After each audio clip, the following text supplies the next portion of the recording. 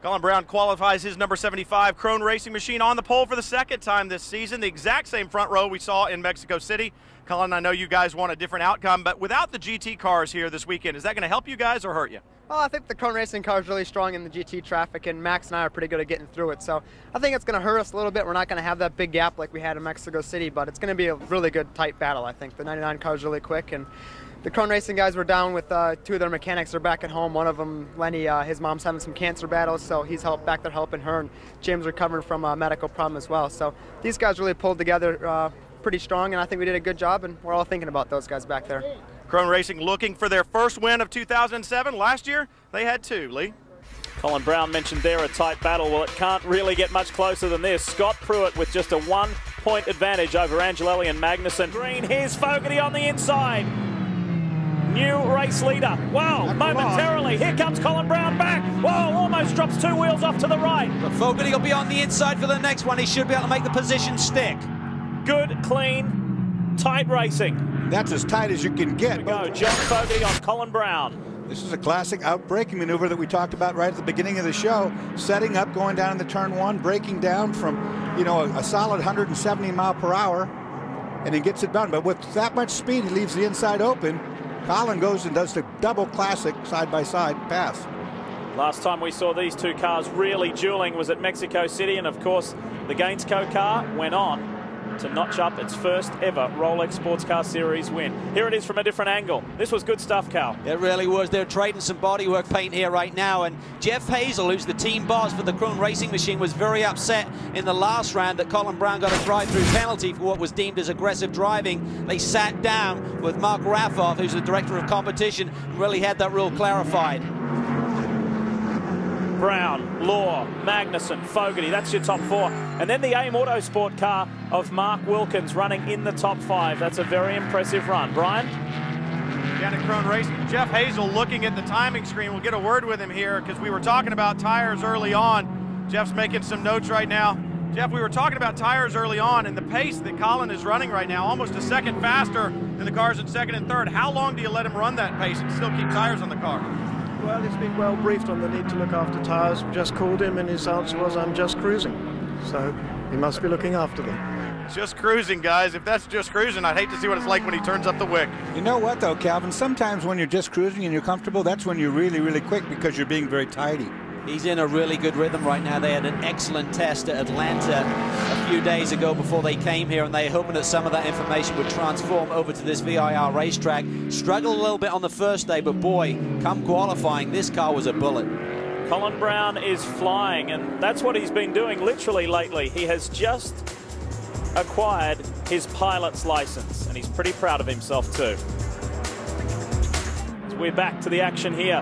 Lee Diffie, Calvin Fish, Dorsey Schrader, Brian Till, and Chris Neville with you here, folks. We're live from Virginia International Raceway. We're watching a superstar of the future, 18-year-old Colin Braun, who leads and leads well by almost 4 seconds at this very early stage of this race over Darren Law and Jan Magnussen. Look at that.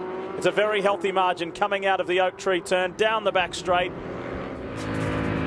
We are back. Not only at VIR, but with your race leader.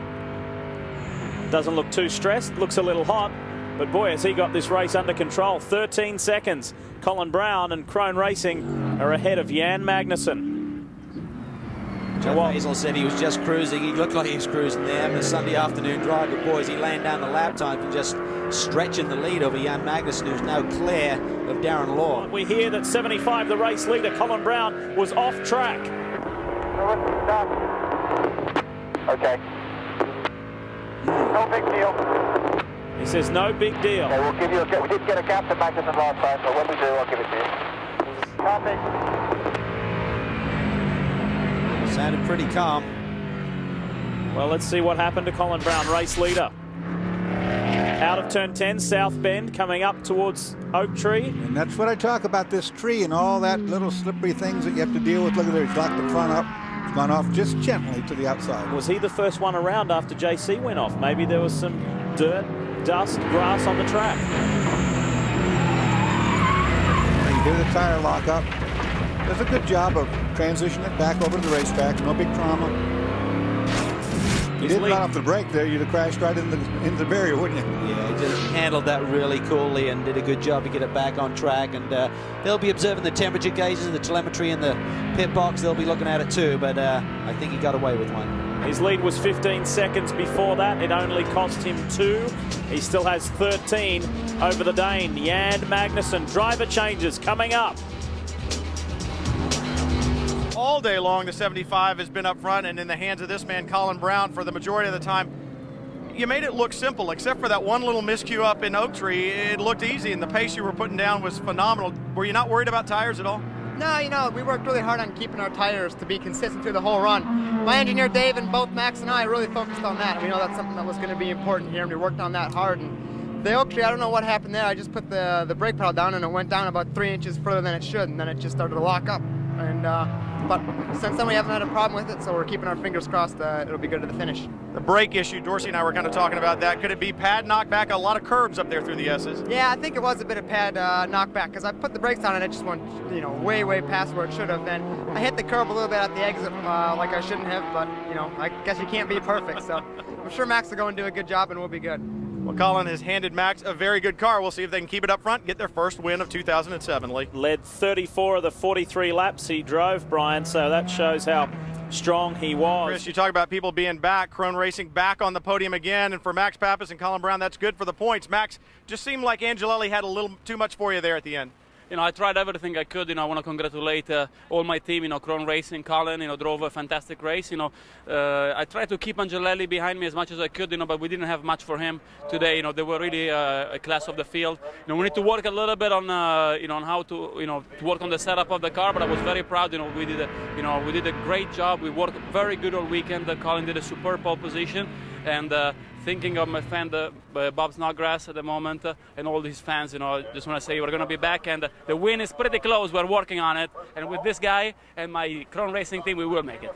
The win is very close. Colin, you and I had a chance to talk before the race about the lack of GT traffic here. Do you wish we would have had those GT cars this weekend? Absolutely. You know, that would always come in handy. But, you know, Max did a great job, and this whole team's doing a really good job. We're all getting good at working together, and we got it really figured out. So I think we're going to go back testing, and we'll come back real strong. Well, a win is close, but remember, guys, it's about a championship. And second place finishes, they bring that championship even closer. Rolex Sports Car Series at Virginia International Raceway this weekend. Kind of a somber weekend with the passing of Bob Snodgrass earlier in the week. Our hearts and sympathies certainly go out to his family, but some great stories coming out of this weekend as well. There's a report that Colin Braun, the 18-year-old driver for Krone Racing, well, was in Charlotte earlier in the week, and as I heard from him, hey, I haven't signed anything yet, but maybe some things coming on the horizons for that young man.